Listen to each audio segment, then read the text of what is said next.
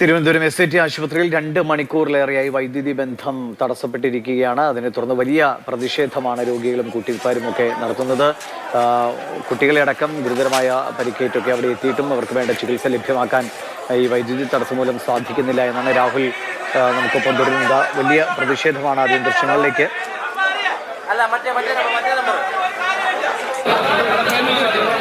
രാഹുൽ, ഒരു സംഘർഷാവസ്ഥയുടെ നിലയിലേക്ക് പോവുകയാണല്ലോ ശരി, രാഹുലിലേക്ക് വരാം. ഇപ്പോൾ അവിടുത്തെ തത്സമയ ദൃശ്യങ്ങളാണ് പ്രേക്ഷകർ കാണുന്നത്. 2 മണിക്കൂറിലേറെയായി SIT ആശുപത്രിയിൽ വൈദ്യുതിയില്ല.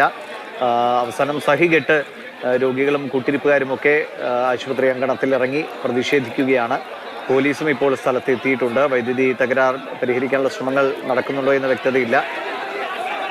ഇപ്പോൾ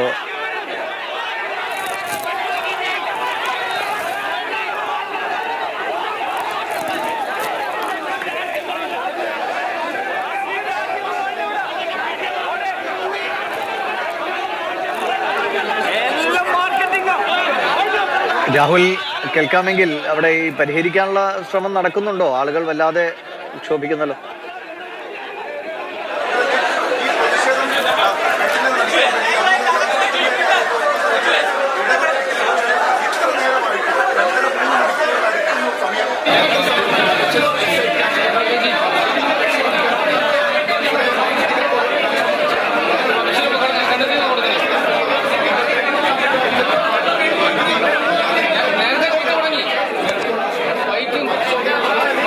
രണ്ട് മണിക്കൂറിലേറെയായി ഇതാണ് ഇപ്പോൾ SIT ആശുപത്രിയിലെ സ്ഥിതി. കുട്ടികൾക്കും അമ്മമാർക്കുമുള്ള ആശുപത്രിയാണ്.